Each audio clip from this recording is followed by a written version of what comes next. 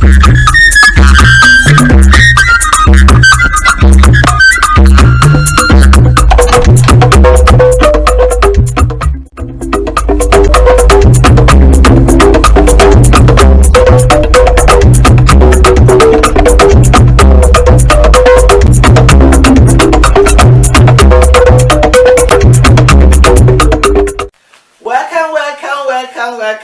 back to our show. Once again, my name is Mrs. Augustina and help me welcome my friend Glory Ezema. Welcome back to our sweet home, Africa. Once again, it's a pleasure to have you as our viewer. So we have another topic today. Our topic today is who is responsible for rebuilding Africa? I know a lot of people have asked these questions. Africans in diaspora, Africans in Africa, Africans all over the world have been asking each other, who is responsible for rebuilding Africa? Is it Africans or is it Westerners? All right, so that's why my friend and I were here today to look into this a little bit and then give our own answer. My dear friend. My dear. This is a big question. That's a huge topic. Okay. Yeah. So who do you think is responsible for the rebuilding Africa? Well, I think we are responsible. So that means it's you? It's you? It's me? It's Africans in Africa? It's That's Africans right. in diaspora? All Africans. Okay, so how do we do this? Because it looks like everyone is pointing finger at the other person. I think you're responsible, not me. It's them. No, it's them. It's them. That's true, it's them. Okay. It's all of us. So let's see. All right, so my dear Africans, from what my friend just said, the ball is in our court. We are responsible for rebuilding Africa. And I will use this little analysis for us to start. I know a lot of Africans complain so much of what we have gone through in life, which is true. We are not denying it. Our history is very sorrowful in terms of things that our forefathers have gone through. But look at it this way. If you're in a fight and someone pushed you down, are you still waiting for the person that pushed you down to pick you up? Unfortunately, a lot of Africans are waiting for Westerners and everyone around the world to pick them up. But the person that pushed you down is not the one that is responsible for pulling you up. Because in the right sense, the person that pushed you down wants you to stay down and will want you to continue to stay down. So you have two choices. Either you put your hand down and pull yourself up, or you lift your hand up and let other people help you to get up. And when I say other people, what I mean is that when Africans are lifting themselves up, they have to hold hands and lift themselves up instead of waiting for people that suppress them to lift them up. So I think it's a long explanation. So I will throw it to my friend. Please. It's not a long explanation, my dear, because I remember one time we were talking, you say your enemy cannot be your banker. So when somebody pushes you down, as my friend rightfully stated it, you don't have to sit there or lay down there and wait for the person to come around and pick you up. Now it's your relatives, it's your loved ones, your friends, they will come and pick you up. So being that we are both the loved ones of Africa, we are the friends of Africa, we are Africans. So we all are going to rally together and pick ourselves up by doing things for ourselves, appreciating what we have, because looking at it, if you look around, really, you will know we have all it takes to build Africa up. We have all the human and natural resources that any country, any continent will pay money to have. But we have them. But what do? We overlook it. We think it's nothing. So that being said, we are not going to wait on the government. We are not going to wait on our neighbors. We are not going to wait for them to start building Africa up. But before we do that, we have to be honest to ourselves. Very good. So that if you are in the ministry, you do the work of a ministry person, get documents done. Don't wait for somebody to give you anything. Before you do the job you are being paid for, or you hired, or you sign documentation and say, yes, I accept this job. If you are in any branches of government, do your job. Stop looking at who is in your party, so that all of you will, depending on who brought the issue, depending on who will benefit from it, then you want to know if you want to split things before you get it done. Stop looking on those ones that push you down, and they want you to be down because they know what they're getting if you are down. So stop looking at them. Look at your own loved ones to pick you up, because your enemy cannot be your banker. My dear? Thank you so much, my friend. All right, so what I'm going to add is this. I know in Africa, most of the time they blame the politician. But let's look at it this way, because if we're going to rebuild Africa, we have to examine what we ourselves are doing, not what others, in terms of the politicians. All right, so the people versus the politicians. Who is to blame for the problems that we have in Africa? It's 50-50. Because people talk about, oh my God, the politicians are not doing what they're supposed to do. But we forget that these politicians are people that grew up in Africa. So what they know, even the ones that are corrupted, when they were in the village, they were corrupted. Just like my friend said with trust. I mean, you hardly can you find people that you can trust so much in terms of business, especially when you're doing transactions with them from, abroad. And then when these people, the young ones that are, conning people, duping people, they keep on doing it, when they get higher in position, even end up as big politicians. What are you going to expect from them? They started from the grassroots, so they can't go up there and become other people. They will still be who they are, because that's exactly what they have learned when they were small. So our problem in Africa is not just the politicians, it's the people, because the people are the politicians. So if we start changing our ways little by little, we'll be able to rebuild Africa. But that's an area that I want to go into, because when we talk about rebuilding Africa, it's like a vague language. Yeah. Because So everyone is like, where do you start? Number one, you start from your community.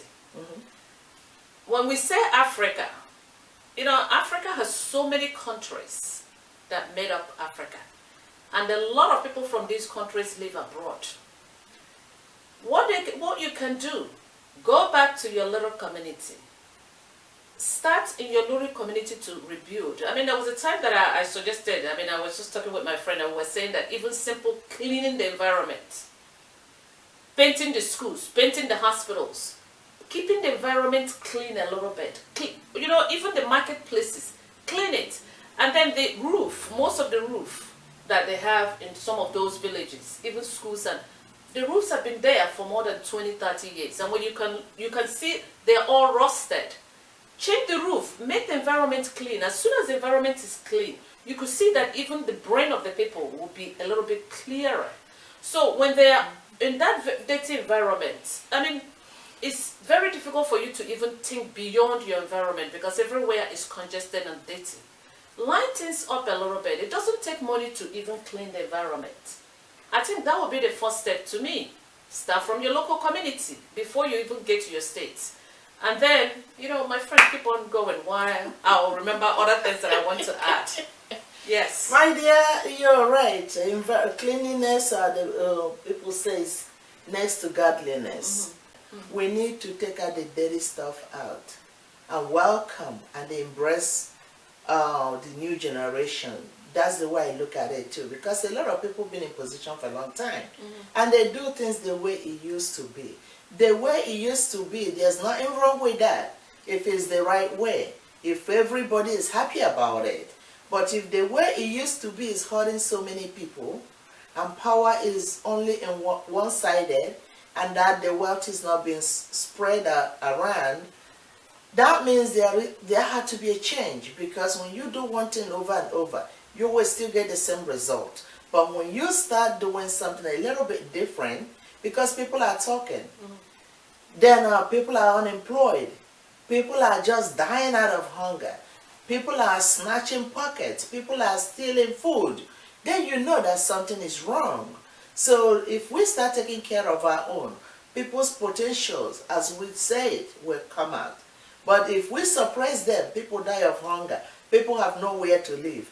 Mentally, they are not going to be able to think about the next step to take. So my own thing, my friend was right when she said start from the community. Start from your home even. Because if we start like local government by local government, what belongs to the local government? If it's road, do the road. Yes. If you take contract to fix the road, fix the road. If you take contract for infrastructures, do it. If you take contract, or you are you're in the Ministry of Education, or you're a Minister for Education, whatever that case may be, make sure schools are being taken care of. And then hiring the same people that belongs to you, and then you overlook so many things. That's another problem. So if everybody, all hands be on deck, if you go to work, you go to work for real. Not to go to work and you start selling market there, buying rice and you share, buy mangala or any other kind of fish, you share. Instead of doing the work you are being paid to do.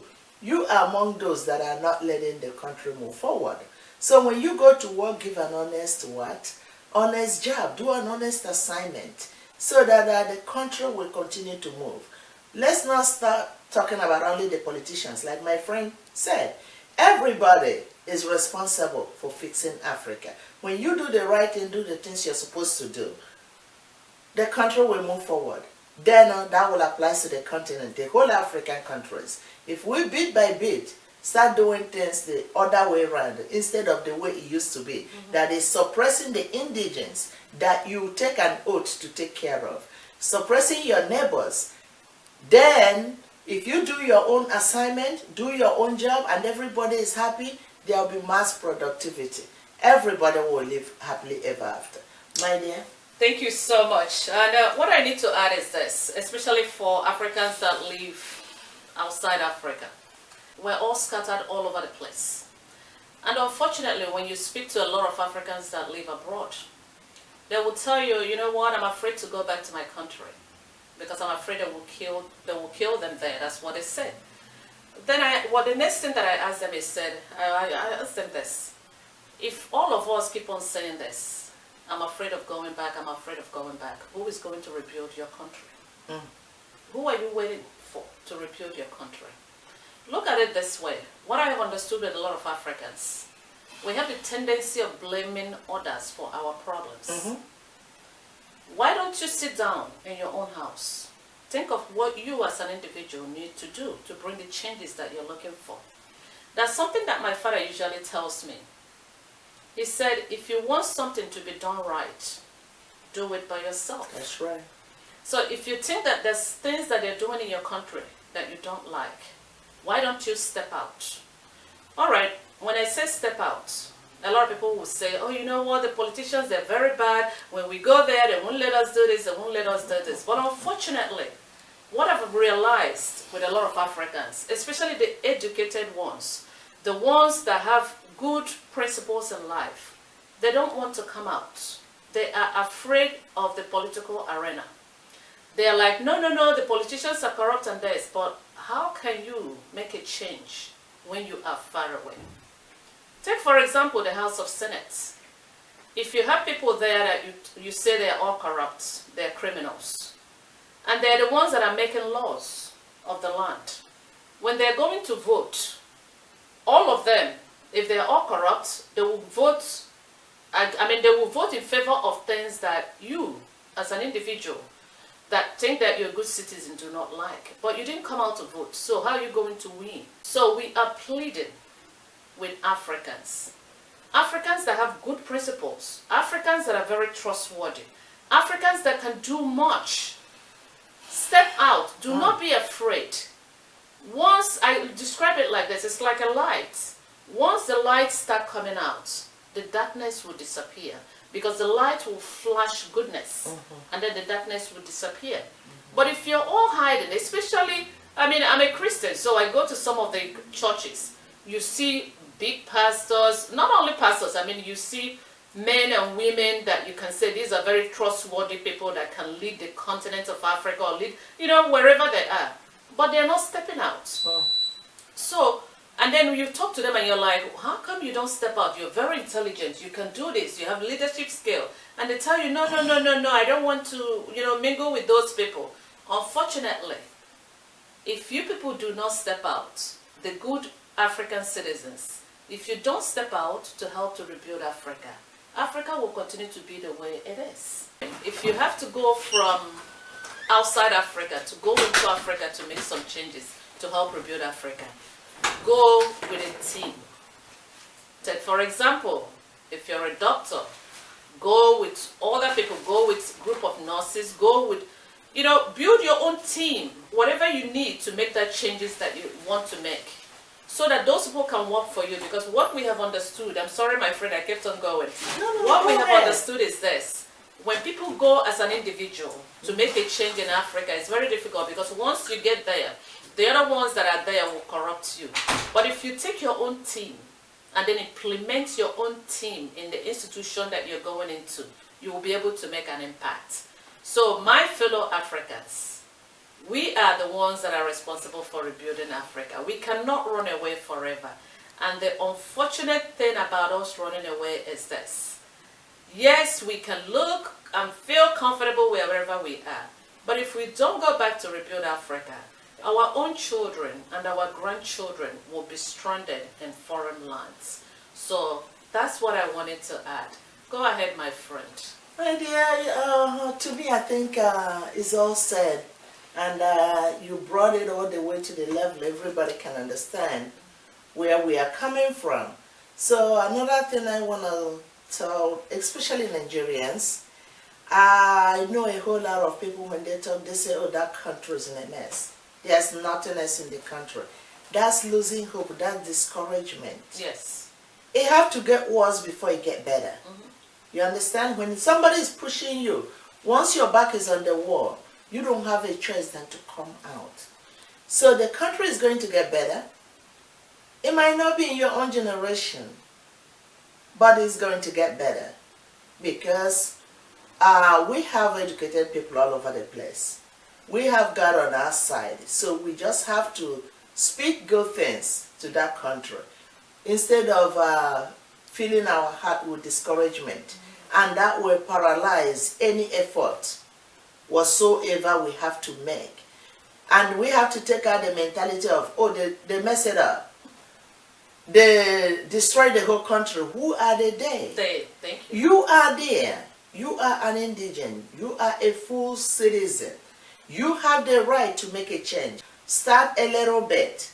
Once you start, you can start with your neighbor. Yes. You can start with anybody. You can start with somebody you see on the street. You can go to the school and pick somebody else. You can teach somebody some kind of vocational job. Make a difference in your own little way.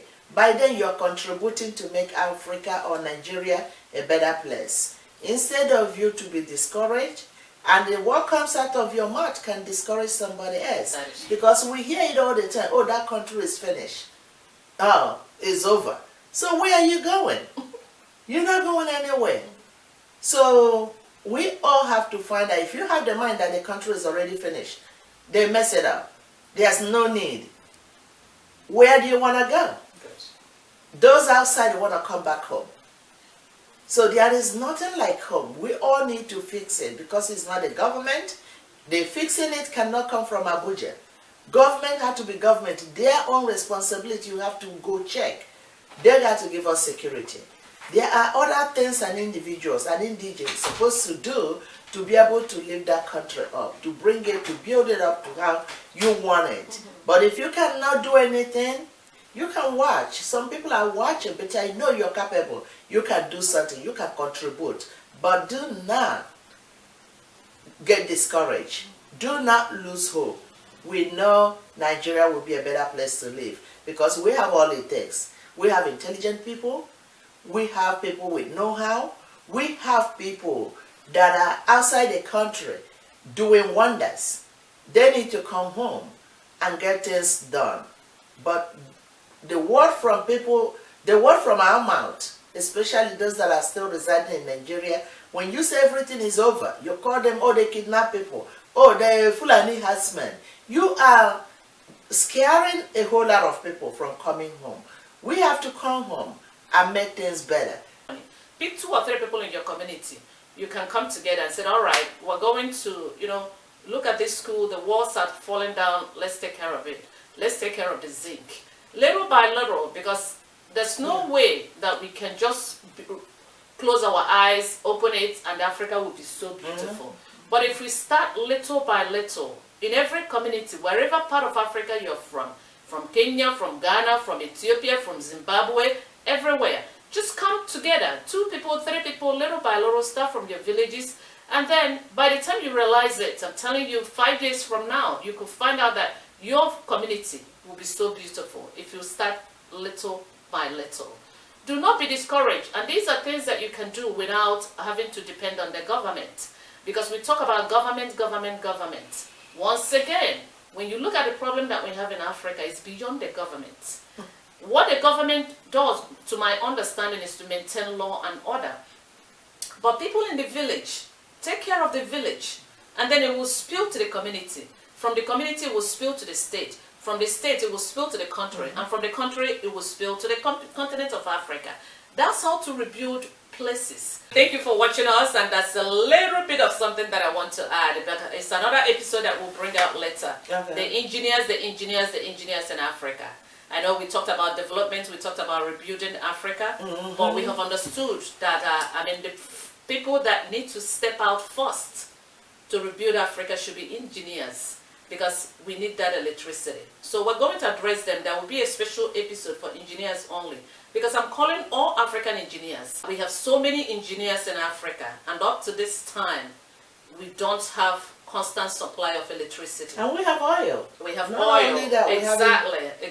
We have oil. And we hear about engineers, foreign engineers going to Africa to help electricity in the village and everything. We are African engineers. So please, like we said, we'll have an episode that will plead with you.